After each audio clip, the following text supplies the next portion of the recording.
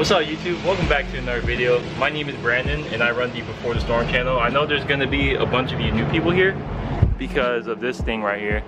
If you subscribe, it's gonna be worth it. I used to drive a Acura TSX back in the day and that shit was slammed. We're gonna build this one right. We're actually installing some air suspension, as you can tell from the title. I'm a little down horrendous right now. I used a ball joint separator and for some reason it snapped the ball joint in half. So far all I've done was taking out the front and rear struts. And the way I did it was by taking off the whole front suspension. I think that's the easiest way, or cutting the springs. That has to be the most easiest. I thought it was gonna be really hard because of the upper control arm, but it was pretty easy. I just left one bolt in and I pried down on it with a jack handle and pulled it out. And I'm sorry for not recording my process because I knew I was gonna struggle, and I'm not trying to have you guys see me struggle because I was so stressed out yesterday. But here's the old suspension. We're gonna keep this because I don't know, we might have to upgrade this car soon to a new TLX later on. So I'm gonna keep everything on my OEM parts. We skipped a couple of steps, but right now we're just running the harness. We've been trying to figure out how to run everything with these True Heart struts. You have to just plug in the lines in here, and it's kind of sketch. That's just jank as hell. All right, you guys see what I'm doing? He's prying down on this, and then I'm like sticking it in. That's pretty good.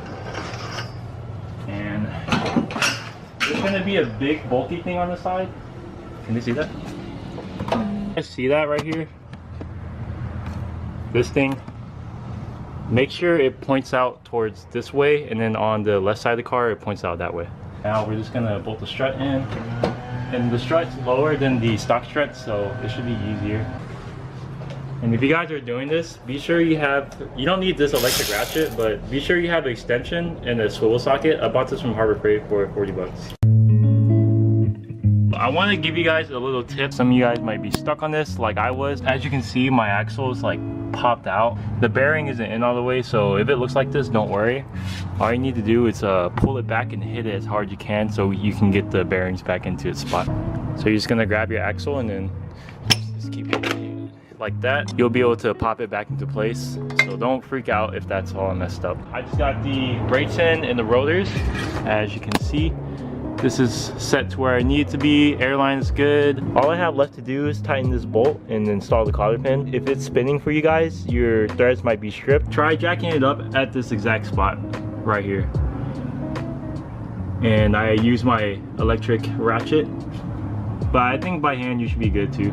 I just got done running all of the lines and all the electrical stuff. I still need to tuck in a couple things and throw in some of the interior, but I don't think it's a good idea to go ahead and assume that everything's good because there could be things that go wrong. For instance, my rear struts. I'm just worried that when I'm driving and there's vibrations, it will slip off. That's the only thing I'm worried about. But for today, I'm just gonna see if everything works. Let me just run through the setup for you guys so you can use it as reference.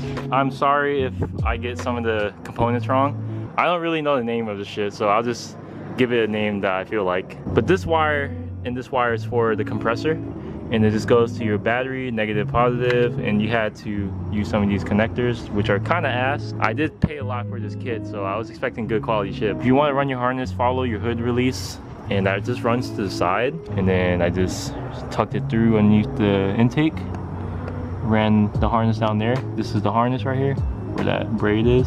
This is the only line I had trouble with, and it's because I had not enough slack on this line right here, so I had to get some new line and run it. But that's how it's looking right now, and it loops around and it goes up in here, and I ran it through this grommet right here. If you run through that grommet and pull all the line through, it will actually pop out like around this area, so it's pretty easy. Now for the passenger bag, so we ran it through there, comes out from the little grommet, and ran it to the back. I didn't want to do anything through the firewall because it's a little tight. I mean, you can, but why do all that work? Runs down here, and that's our harness line, and this is another line for the left side. So I put the fuse in the ignition, which is called like accessory, it's like ACC something start, it's something like that, but it's the ignition fuse, and that's what I use for my remote, or you can use fuel pump too. I just pulled that fuse out and then put that fuse tap in there. You actually could see some of it in the harness. So the harness and the lines, they're all zip tied. Be sure you don't zip tie it super hard. Let me know if you guys can see that. Yeah, you guys can. So that just runs to the back of the trunk. This is how I ran my rear lines as well for the rear bags. And we got 3 lines here. It's one for the left bag, right bag, and then my exhaust. So people can hear me air out. It goes along there. And you guys can tuck it underneath the fender liner in the rear as well. Ran it through the back. Behind this fender liner. Shit, where's the line? Okay. And then there's the line right there. And you guys could actually pull down this cover. It leads to the trunk, and there's 2 grommets just drilled through it, and you'll be able to run your lines through there. But you can see the left bag line and then the right bag, and it just goes to the middle and then straight up into this grommet.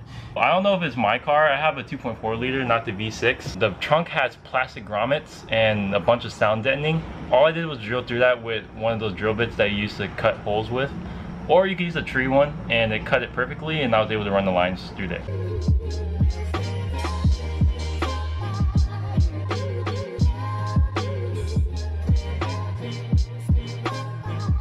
Holy shit, boys, we're getting PSI. It do be the little things that fuck you up. My manifold is mounted not downwards but upwards. I had everything the wrong way. I had all my air lines for the front on the left side. On the left side should be where your exhaust and filter is. There was air shooting outside of the manifold, and now we're building pressure. Let's go ahead and do that calibration check. To get to this menu, you're just gonna press both of these together, the airlift and the top. Go to calibration, and then start. Is your vehicle on a level surface? My car is jacked up, yes. I think now this should go through, and it's awesome that we can see the tank pressure. This is a big jump. We're literally at the finish line. All I have to do is wait for that to calibrate, then we could throw the wheels on and air out. So unfortunately, I do have a leak in the front, and it is that thing that just goes in there. It's like leaking pretty bad, actually.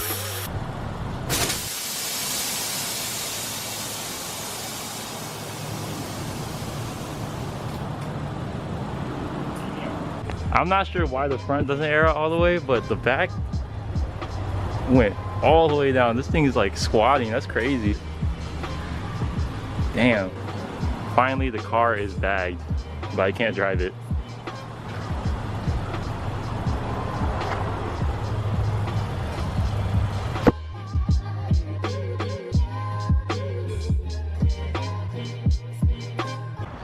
Alright guys, so it is around 6 o'clock and I just got back from Destin. Yeah, it's like 6:44 because I need to get this running by Monday. It's currently Saturday and I got about like 2 days to work on it, so I know for sure I'll be able to get it done. When I opened up the garage and saw this car in here, that shit hit different. I haven't drove this thing in like 3 weeks. Got this package from Bag Riders. It is the brand new fittings for the struts, as well as a brand new water trap because the old ones are leaking. So here are the brand new fittings. They just clip in, lines don't shoot out, and here's a brand new water trap as well. So I don't want to bore you guys with miscellaneous stuff like that, like putting in the brand new fittings. It's pretty straightforward, and I need to lower the car as well. For the front, rear is where I want it to be, but the front could go way lower. I'm gonna do all this off camera, and maybe I'll start recording when I put the front fittings in. I'll see you guys in a little bit. I just wanted to show you guys that this new fitting fits, and how it works is that you just stick the tube in there and it won't shoot out. This is what the True Heart comes with, and how it works is that there's a nut that's supposed to be right here, and you just stick the hose through and tighten that nut and it locks it in. There's not even tape on the ends, it's just a little O-ring. I wonder how that works with keeping the air from getting out. We definitely will be able to drive this thing today. So as of now, this is how the car is sitting. I didn't max out the front coilovers. You can go a little bit lower, huh? Yeah, do that for me. Damien's gonna air out for me. He just got his car running too. Check out the new wheels. That shit looks sick.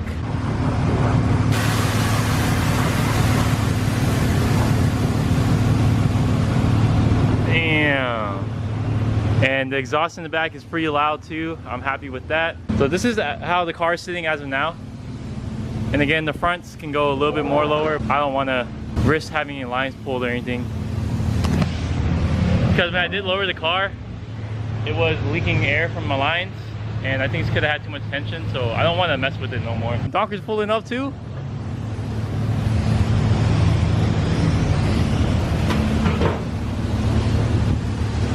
What's up, John? What's up, bro? If you guys didn't see this thing at Import Expo, check out the vlog right here. He had a whole lip kit on there. It looks sick.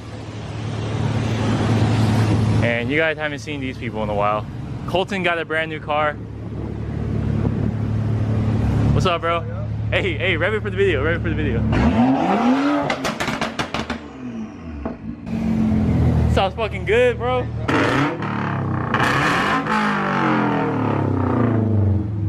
That's just way too loud, bro. I got no popcorn like that. Oh. And of course, how can we not forget the homie Donkers? Esteban just threw on his wheels on his G as well. I'll try to get that in the vlog for you. I don't want the video to be too long. Try to watch what I vlog. I'm about to get Donkers' reaction to the whip. What you think, bro? Oh, check out the setup too. It's not too bad in the back. Shit, it might be better than mine. We ain't gonna get into that. Oh, yeah. It's simple. Yeah, it's just the wires need to... Maybe this could go away, but yeah. Very simple. Hell yeah. Thank you, bro. It's better than mine. I also didn't show you guys my new mod. I got this Kirby and the player 2. I don't know his name, but I remember on the DS when you had the second player with you, you would always play as him. What's up, Esteban? How you doing, bro? What the? Nah, he said he got me for 2K. You guys have not seen this on the channel for a while, but this motherfucker got new wheels. Man, it looks so good. If I curl up in the ball, I could fit in this shit. DK Dylan up in this. Hey, square up with that. What is that? Oh, hell no. Yo, why's he going up? He don't like black people. So I just put this brand new wax on the TLX. Check it out, water does not stick to it. If you guys can, please leave a like on the video. It helps a lot, and also share it. I hope it helped you get an idea on how to run your lines or how to install bags on a TLX. This is pretty much going to be the end of the video. Hope you guys have a wonderful day, and I'll see you on the next vlog. Peace.